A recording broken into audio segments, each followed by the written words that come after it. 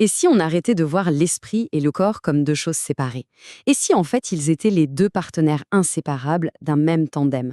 C'est cette idée fascinante qu'on explore aujourd'hui et on va voir comment l'équilibre de ce duo définit bien, notre existence même.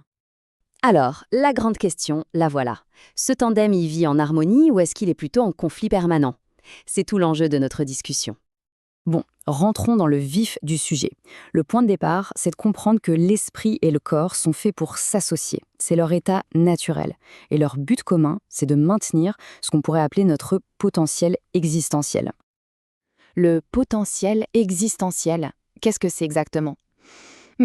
Le plus simple, c'est de l'imaginer comme notre force vitale globale. C'est notre capacité à faire face à la vie, tout simplement. C'est vraiment la synergie pure entre ce qui se passe dans la tête et ce qui se passe dans le corps. D'accord, ça, c'est l'idéal. Mais que se passe-t-il quand cet équilibre est rompu? On tombe alors dans ce qu'on peut appeler le piège de la domination, une situation où l'un des partenaires prend le dessus sur l'autre, et c'est malheureusement assez courant. Et là, le constat est sans appel. Quand il y a domination, le système entier se grippe. C'est vraiment à l'origine de nombreuses difficultés, qu'elles soient physiques ou mentales. S'il y a un dominant et un dominé, le tandem, il n'avance plus. Et ça ne s'arrête pas là, ça crée un véritable cercle vicieux. Prenons un esprit trop dominant. Il va pousser, pousser, jusqu'à épuiser le corps. Et le corps, pour se faire entendre, va se rebeller avec des douleurs, des maladies. À l'inverse, un corps qui prend le dessus, par exemple à cause d'un surentraînement ou d'une obsession, va finir par affaiblir le mental. C'est une vraie guerre d'usure.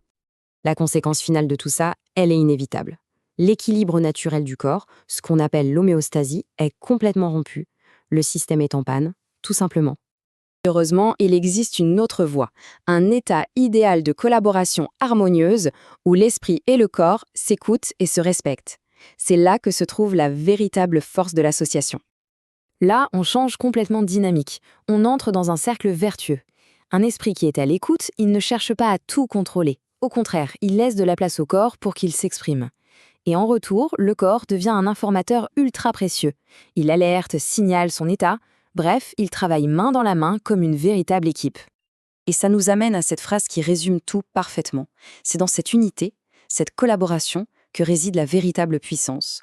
Quand le tandem fonctionne, l'être tout entier devient plus fort. Mais on peut aller encore plus loin dans la déconnexion.